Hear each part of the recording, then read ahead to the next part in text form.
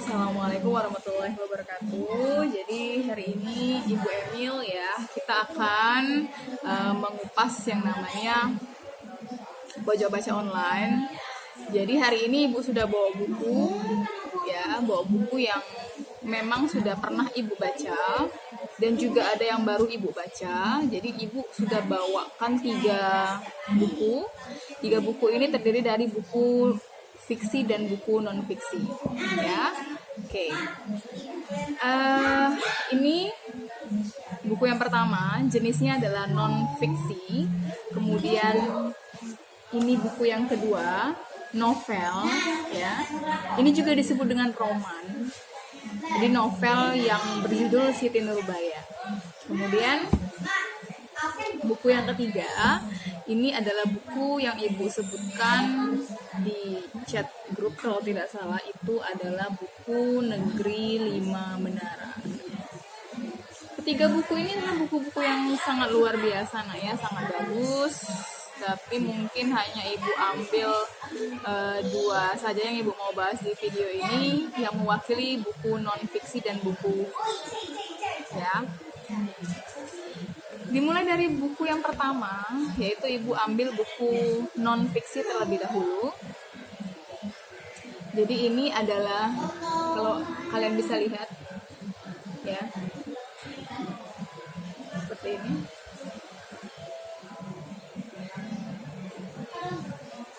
Buku ini berjudul Menciptakan Keajaiban Hidup, karangan dari Ahmad Arkom.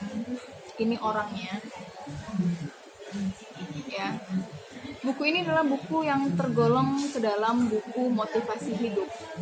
Bagaimana kita berharap untuk mendapatkan semangat baru ketika kita sudah membaca buku ini. Nah, kenapa Ibu suka membaca buku ini? Ya,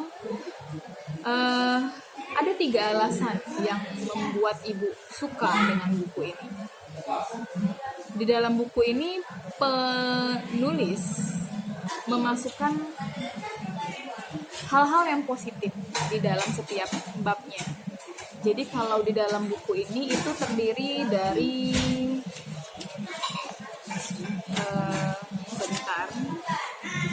terdiri dari 25 bab ya, ada 25 bab yang ada dalam buku ini. Meskipun 25 bab, tapi Ibu hanya favoritnya itu 3 bab saja. Bab yang pertama yang Ibu suka itu ada di bab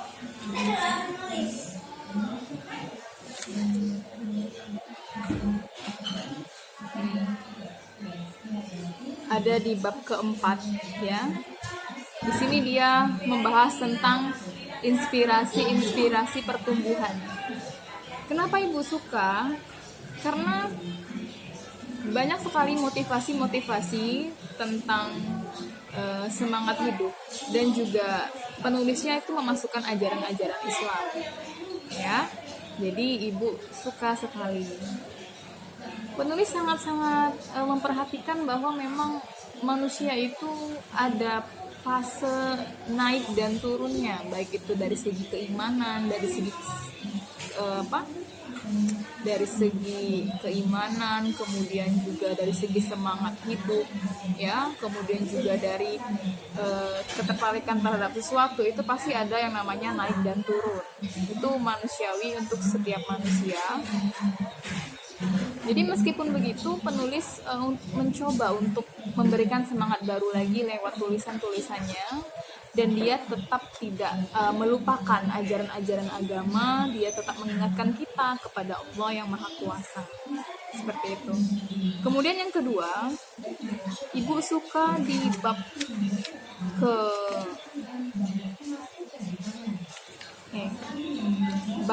ke-13. Di situ bab ke-13 dia membahas tentang kapasitas spiritual. Ibu ingat sekali penulis ini memberikan kutipan seperti ini.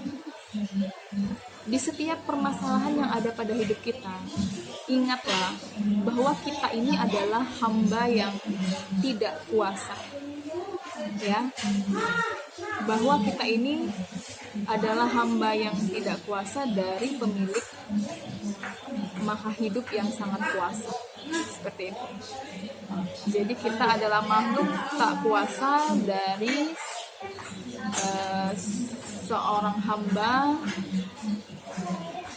yang maha kuasa. Intinya gini, setiap permasalahan hidup yang ada pada kita itu tidak menjadikan kita lupa bahwa walaupun masalahnya besar, kita tetap punya sesuatu yang maha besar, yaitu Tuhan kita. Jadi penulis selalu mengingatkan dan selalu mempasrahkan diri bahwa apapun yang terjadi tetap ingat dengan Tuhan, ingat dengan Allah. Kemudian yang ketiga, penulis menyebutkan upgrade-lah diri Anda walaupun sibuk. Jadi kan kayak ibu kan bekerja, ngajar, kemudian selalu beraktivitas. Meskipun begitu, ibu tetap menyempatkan waktu ibu untuk membaca, menunaikan hobi ibu, walaupun sering tertunda. Ya, karena dulu memang ibu suka sekali membaca.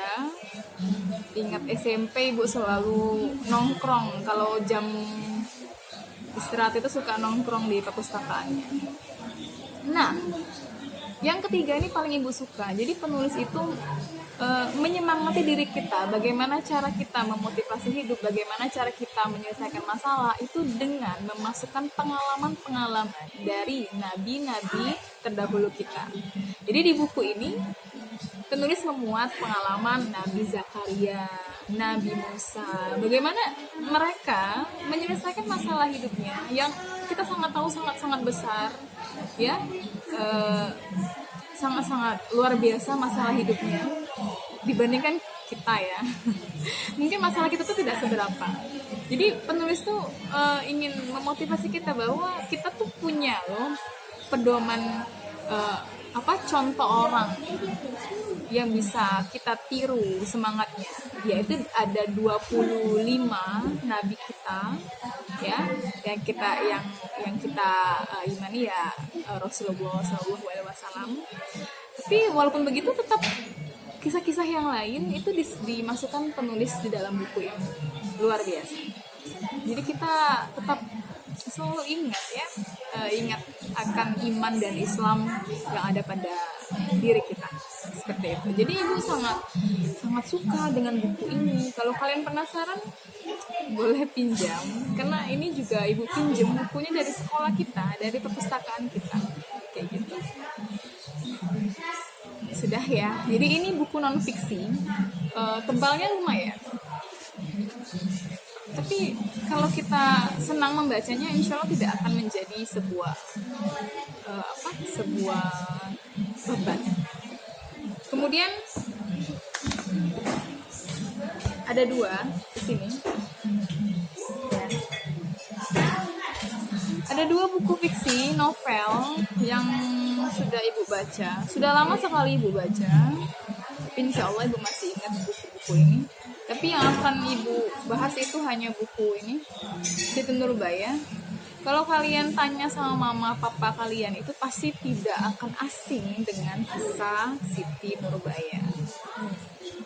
Karena memang ini sangat terkenal pada zamannya. Buku ini terbit, kalau tidak salah seingat ibu, itu tahun 1930. Ibu belum lahir, kalian belum lahir, tapi dia sudah sangat membumi, sangat menggema dengan ceritanya, ya.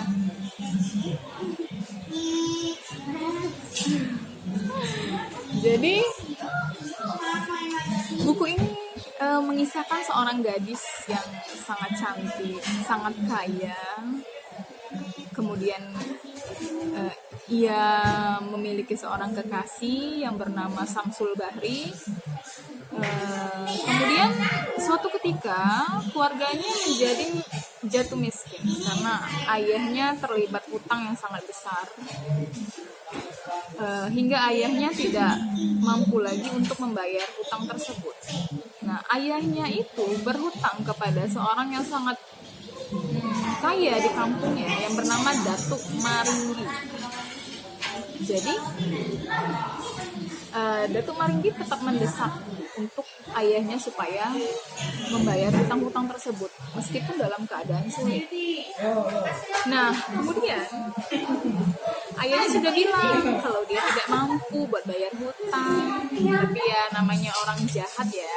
Datuk Maringgi ini mungkin keturunan Firaun.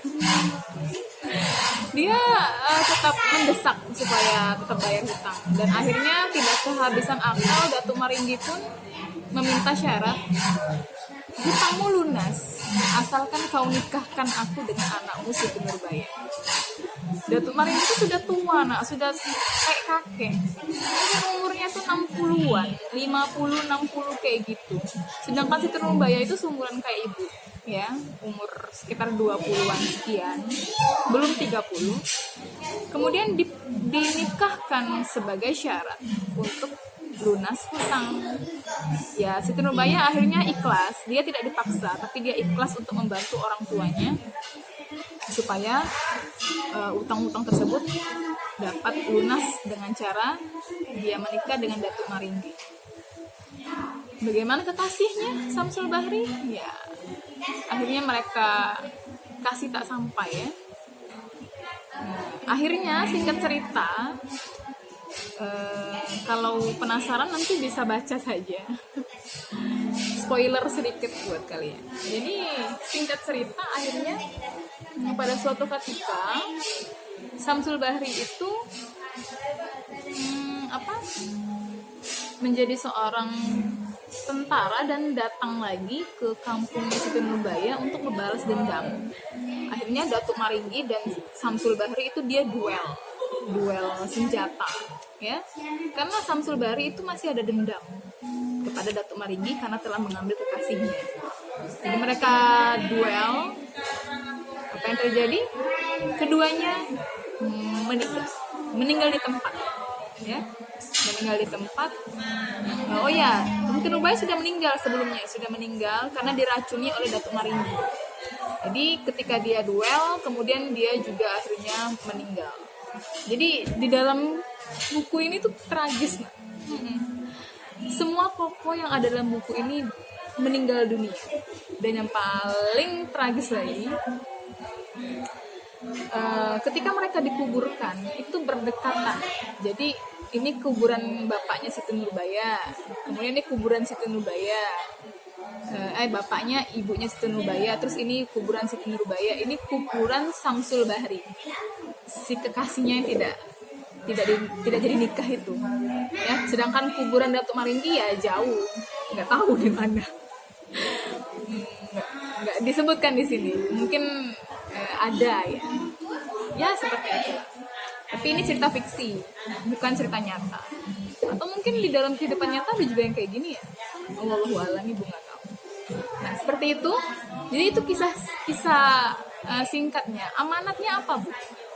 Ya, amanatnya bahwa setiap pengorbanan itu pasti menyakitkan, ya, entah pengorbanan membantu orang tua, entah pengorbanan seorang kekasih yang cintanya tidak sampai. Aduh, pokoknya melo, nah. Atau tentang masa muda yang diambil tapi dia tetap ikhlas, seperti itu. Pokoknya banyak sekali amanat-amanat tentang kehidupan, nilai-nilai moral yang bisa kita teladani dari ini. Seperti itu. Mungkin bisa kalian baca, pasti ada di internet. Ya, seperti itulah review Ibu mengenai 2 buku yang Ibu baca ini. Ya, ada buku fiksi dan buku non-fiksi. Jadi kalian kalau untuk mereviewnya juga boleh seperti itu. Kalian ceritakan ceritanya, kalian ambil amanatnya, kenapa kalian suka dengan buku tersebut. Kalian kasih tahu ke Ibu, ya, kita share sama-sama. mengapa kalian membaca dan memutuskan buku itu untuk kalian baca. Seperti itu. Boleh kalau misalkan masih ada pertanyaan atau masih belum paham, masih bingung, itu bisa tanya sama ibu secara langsung. Ya, sebenarnya buku ibu tuh banyak. Ibu juga suka baca buku dongeng, buku komik, suka juga ibu. Cuman kalau untuk belajar ya kita harus pilih-pilih buku yang belajar tuh yang bagaimana. Ya, itu aja. Sekian video dari ibu. Lebih dan kurangnya ibu mohon maaf. Ibu akhiri dengan wassalamualaikum warahmatullahi wabarakatuh.